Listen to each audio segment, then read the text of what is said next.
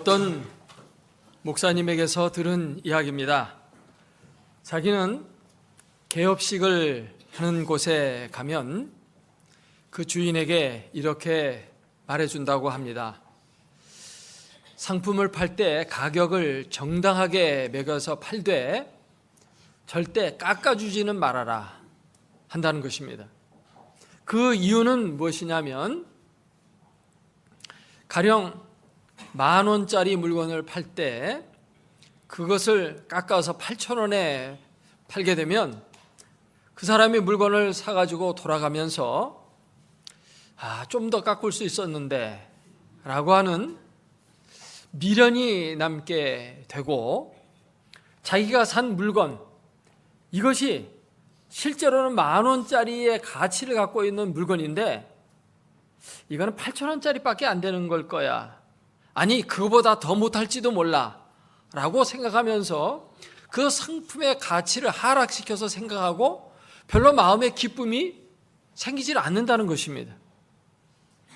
물건을 정당한 값을 주고 사게 되면 그 가치를 인정하게 되고 이것은 귀중한 거야 생각하고 그것을 소중히 다루게 되고, 그것이 값이 비싸니까 그것이 내 수중에 들어오게 되니까 마음에 기쁨이 생기는 거거든요. 근데 그런 것들이 없어진다는 것입니다. 중요한 것이 무엇이냐면 어떤 물건에 대해서 정당한 대가를 지불했을 때 그것의 가치가 분명하게 드러나는 것이거든요. 그렇기 때문에 우리가 이것을 구원과 연관지어서 생각해 볼 때, 여러분 구원이라는 것을 여러분 어떻게 생각하십니까? 싸구려로 생각하는 사람들이 의외로 많이 있어요. 별것 아닌 것이라 생각하기 때문에 구원을 하찮게 여기고 또 구원에 대해서 대수롭지 않게 취급하는 경향들이 나타날 수가 있습니다.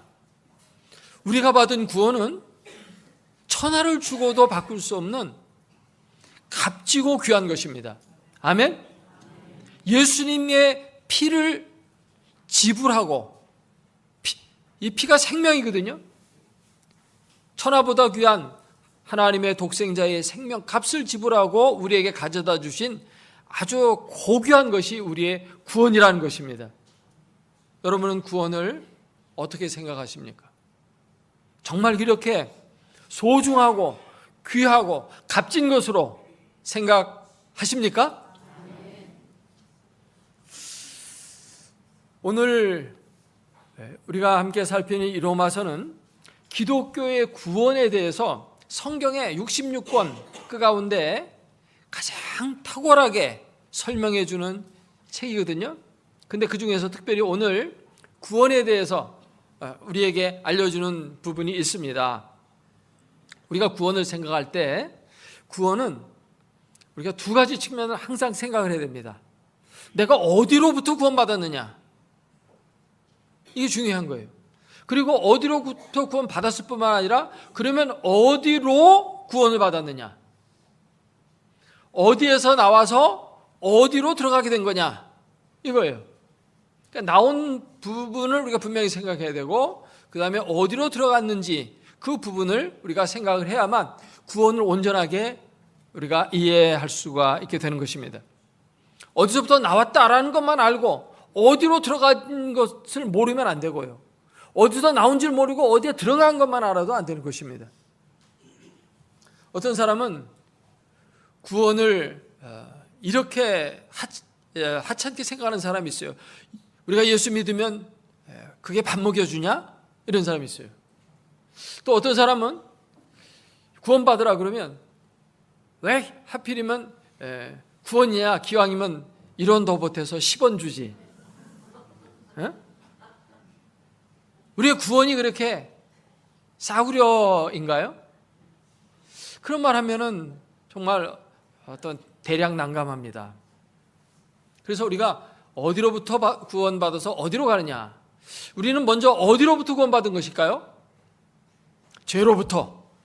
지난 시간에 설교 제목이 뭐였습니까? 하나님의 진노였습니다. 하나님의 진노로부터 우리가 구원을 받은 것입니다. 하나님의 진노는 우리 인간들의 어떤 개인적인 감정과 같이 주관적인 것이 아니고 하나님의 법과 하나님의 공의를 따라 집행되어지는 객관적인 것이라고 말씀드렸어요. 감정에 따라 좌우되는 게 아니에요. 그건 법적인 것입니다. 그런데 그 법은 뭡니까? 죄의 삭은 사망이라고 했어요. 죽음의 형벌, 지옥의 형벌, 마귀의 종로로 타는 그 자리에서 우리가 구원을 받게 된 것입니다. 이것은 참으로 중요한 것입니다. 오늘도 얼마나 많은 사람들이 그 죽음의 공포에 떨고 있습니까? 얼마나 많은 사람들이 마귀의 하수인 노릇하면서 인생을 망치고 있습니까? 신문에 보면 그런 사람들 너무 많아요. 이거 다 마귀한테 휩쓸려서 이런 죄를 짓고 살아가는구나. 참 답답해요. 참 허우대 멀쩡하고 공부도 제대로 많이 하고 이런 사람들인데 죄 지어가지고 감옥 가고 인생을 망치는 이런 것들을 많이 봅니다.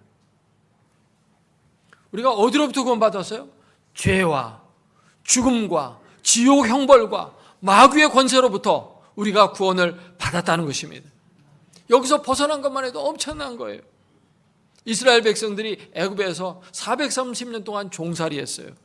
거기서 벗어난 겁니다. 이 벗어나는 것만 해도 엄청난 겁니다. 가끔 북녘에서 고생하다가 자유를 찾아 이제 온 사람들의 간증을 들어보면 정말 너무 힘들었는데 거기서 나오니까 마치 천국에 온 것 같다고 그렇게 말해요. 그런 데서 이렇게 벗어났다고 하는 이 자체만으로도 우리는 얼마나 큰 복을 받은 것입니까? 구원은 이렇게 중요한 것입니다. 근데 우리가 어디로 구원을 받았느냐? 어디로부터 어디로? 이게 중요합니다. 기차를 타고 갈 때 어느 역에서 타서 어느 역까지 가느냐? 어디로 가느냐?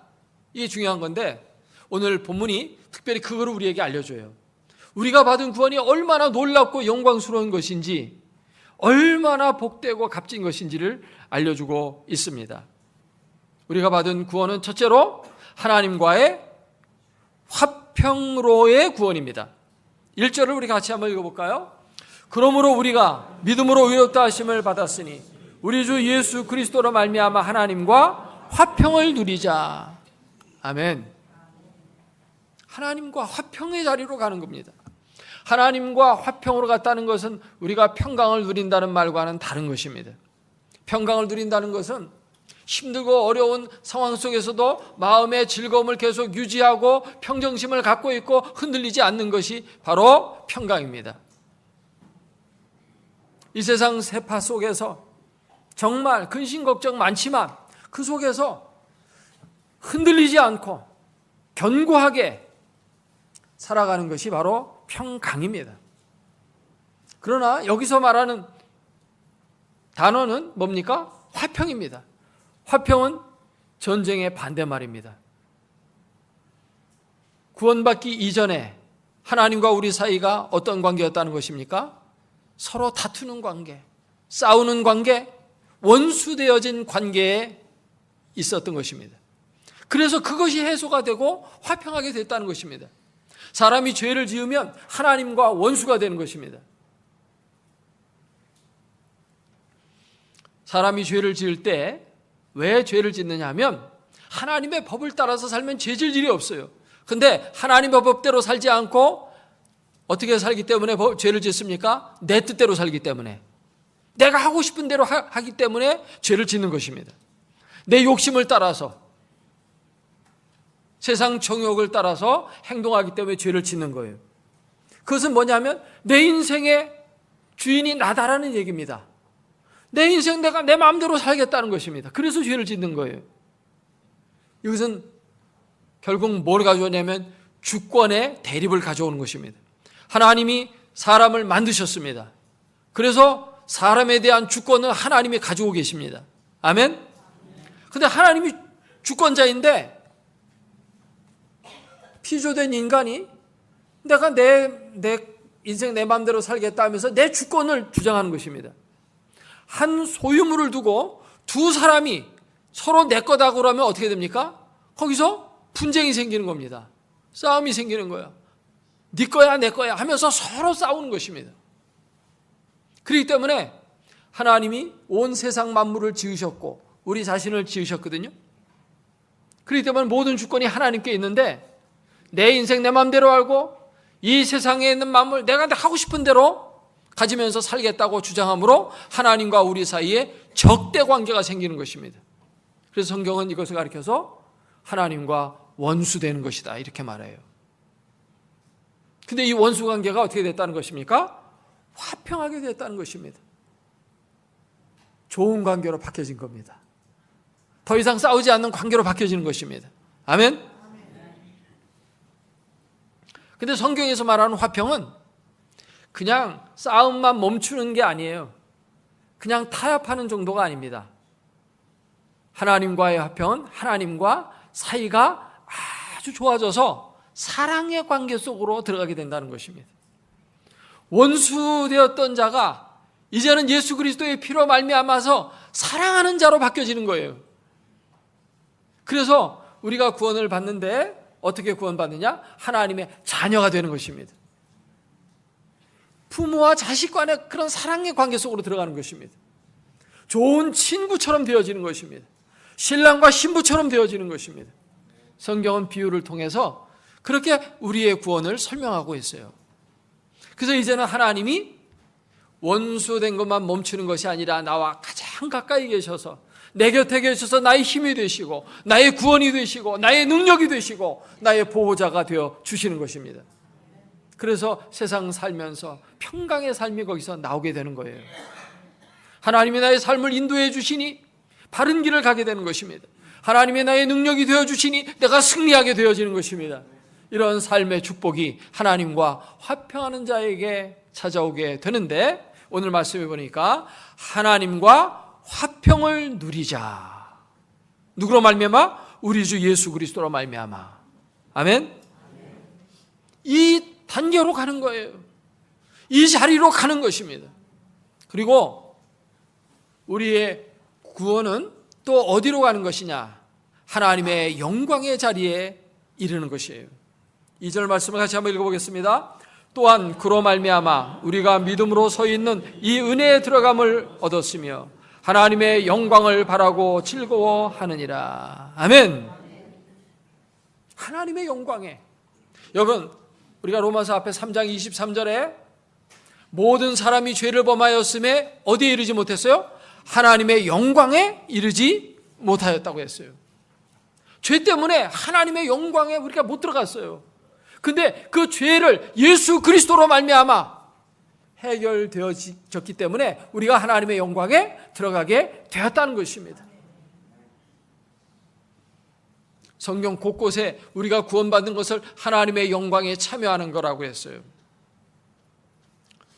로마서 8장에도 보면 피조물이 고대하는 바도 그 영광에 참여하는 것이라고 이렇게 말하고 있어요.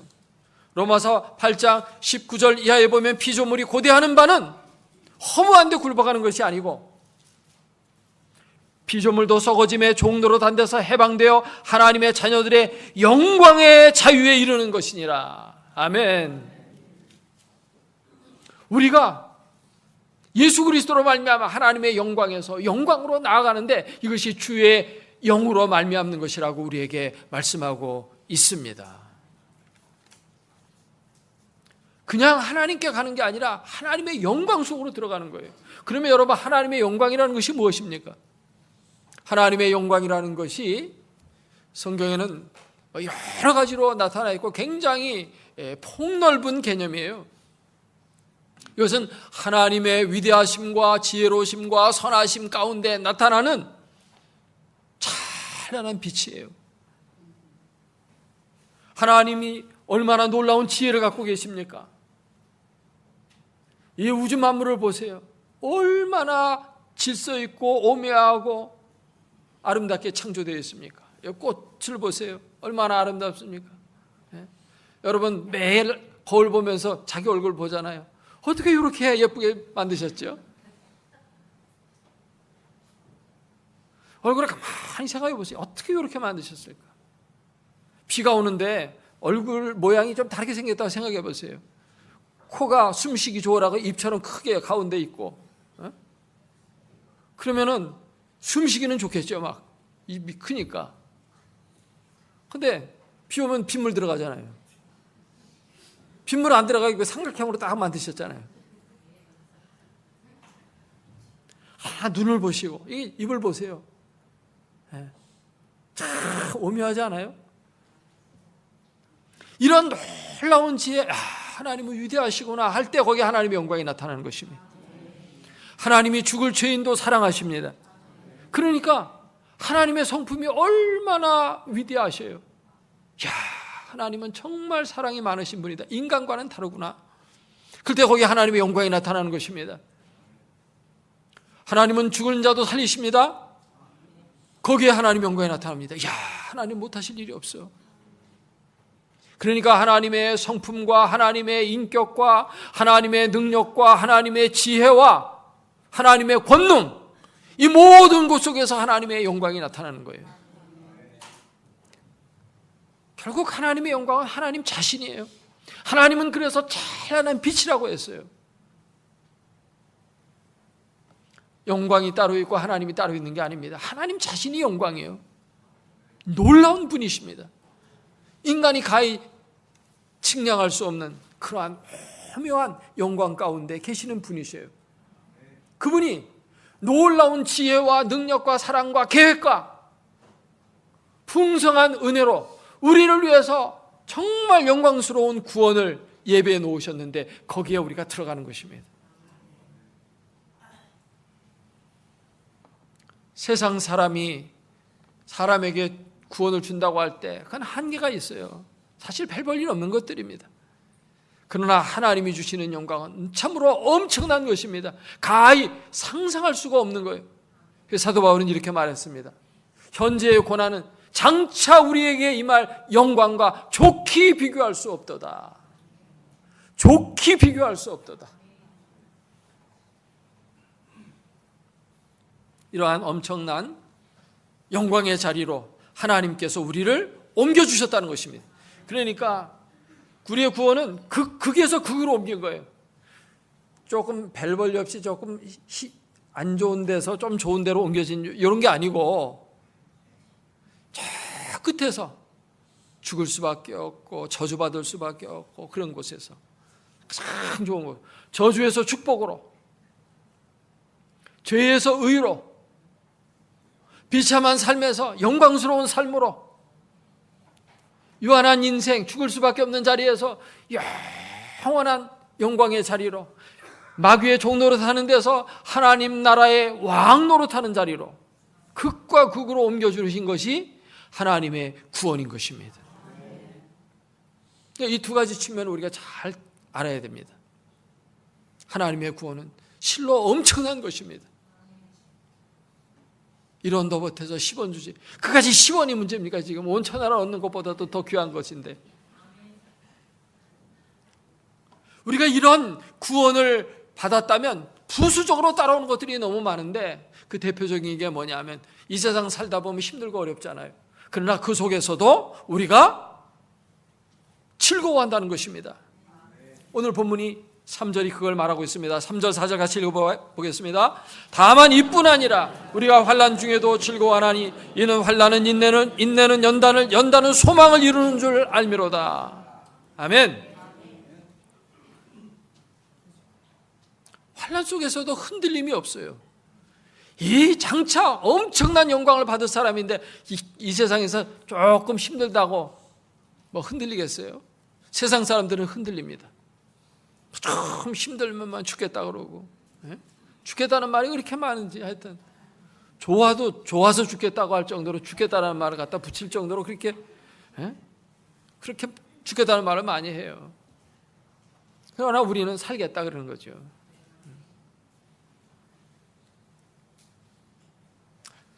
베토벤이라는 위대한 음악가 모르는 사람이 없죠. 그가 중년에 귀가 먹었어요. 이 소리가 들리질 않습니다. 여러분, 음악하는 사람이 귀가 안 들리면 어떻게 음악을 하겠어요? 화가가 눈이 멀어가지고 앞에 안 보이면 그림을 어떻게 그리겠어요? 똑같은 겁니다. 그래서 그는 이제 절망 가운데 빠지게 됐어요. 그러나 그는 믿음이 있는 사람이었기 때문에 하나님께 기도했습니다. 하나님, 제가 음악하는 사람인데 소리가 들리질 않습니다. 난감합니다.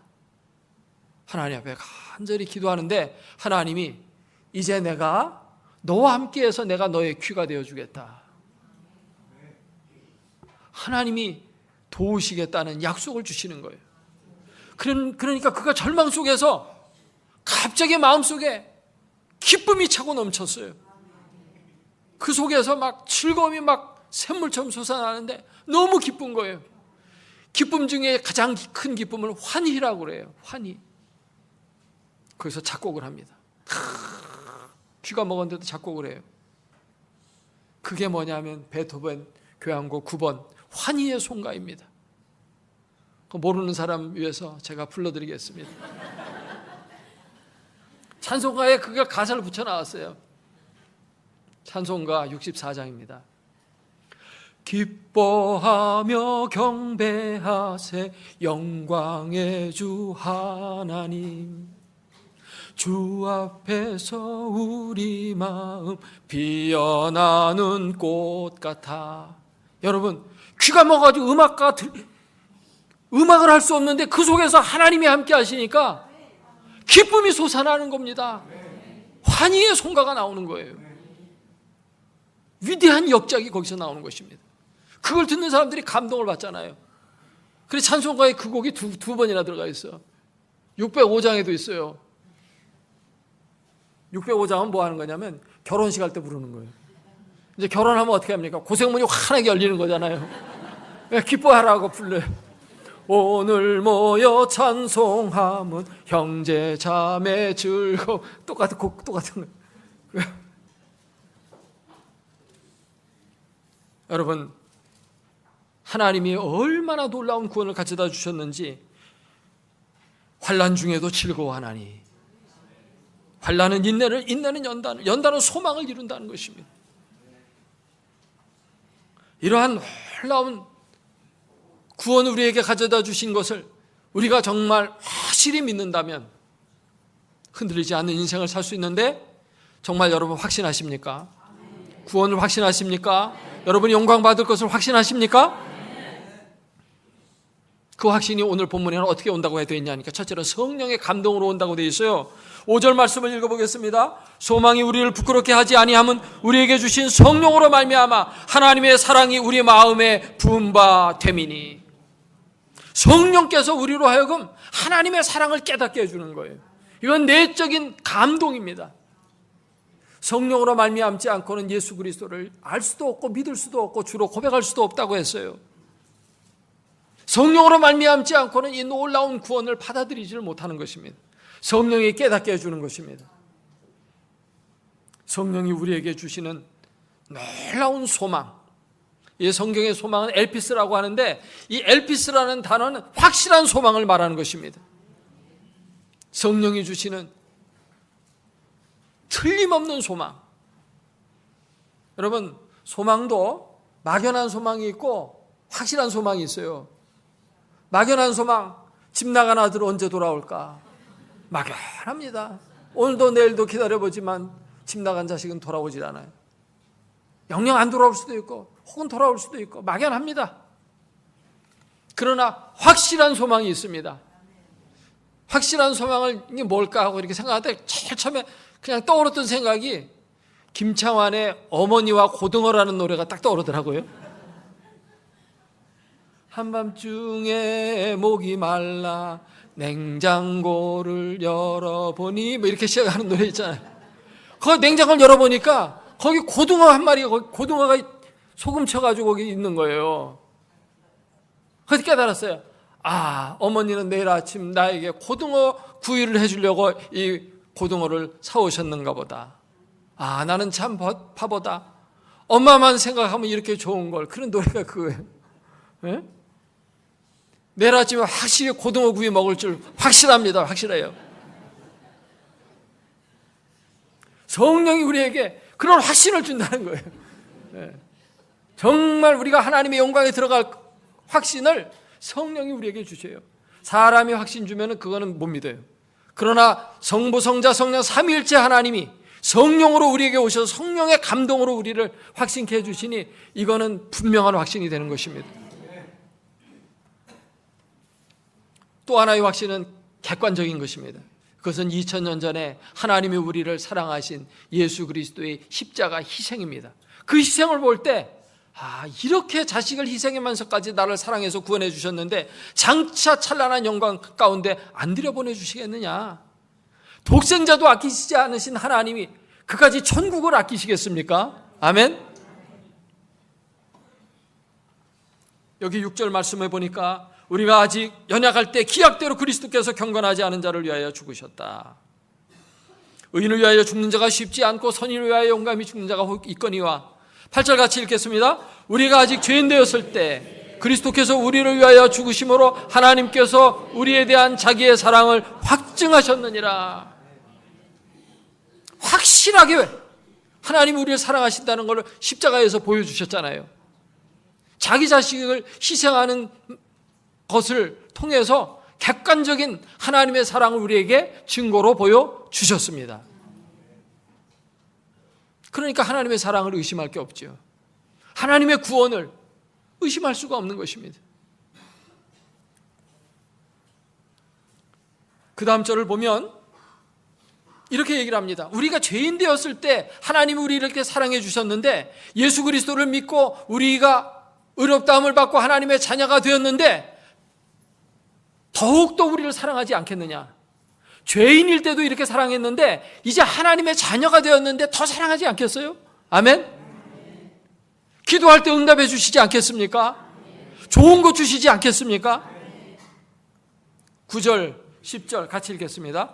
그러면 이제 우리가 그의 피로 말미암아 의롭다 하심을 받았으니 더욱 그로 말미암아 진노하심에서 구원을 받을 것이니 곧 우리가 원수 되었을 때 그의 아들의 죽으심으로 말미암아 하나님과 화목하게 되었은즉 화목하게 된 자로서는 더욱 그의 살아나심으로 말미암아 구원을 받을 것이니라. 아멘. 성령이 감동하시고 역사적 사건 가운데 분명히 우리를 위해서 보여주신 객관적인 증거 십자가, 이 두 가지를 통해서 우리는 장차 하나님의 영광 가운데 들어가는 엄청난 구원의 상속자가 된다는 확신을 가지게 되는 것입니다. 이러한 영광을 얻게 되어질 우리는 어떻게 살아야 됩니까? 이 세상 헛된 영광을 구하지 않아야 됩니다. 이 세상에 잠깐 있다가 없어질 영광을 구하면서 쫓아다니지 말아야 됩니다. 이 세상 영광 얼마나 허망한 건지 요즘 우리가 잘 경험하잖아요. 대통령이 됐는데 감옥으로 가는 것입니다. 20년 30년 감옥살이 해야 돼. 2명이나 가 있어요. 세상 영광이라는 게 이렇게 허망한 것입니다. 세상에 있는 게 모든 게 다 헛되고 헛되다고 이렇게 말해요. 그렇기 때문에 위의 것을 찾으라는 것입니다. 그리고 세상이 전부인 줄 알고 그저 막 따라서 이 세상 것을 즐기며 살아가는 불쌍한 영혼들을 우리가 하나님의 영광의 자리로 초대하는 일에 힘을 써야 하겠습니다. 우리 주님이 지금 그 일을 우리를 통해서 지금 하기를 원하시죠? 잃어버린 자들을 찾아 구원하는 이 하나님의 일에 동역자로 힘있게 살아가는 일을 하는 것이 바로 우리가 이 땅에 살아가야 할 삶의 의미인 것입니다. 주님의 놀라운 구원을 늘 깊이 묵상하면 우리의 인생이 달라집니다. 소망 가운데 환난 속에서도 즐거워하고 나약한 가운데서도 힘있게 주의 일에 힘쓰는 자가 되는 것입니다. 우리 함께 기도하겠습니다. 오늘 주신 말씀 생각하면서 통성으로 이제 같이 기도하겠습니다.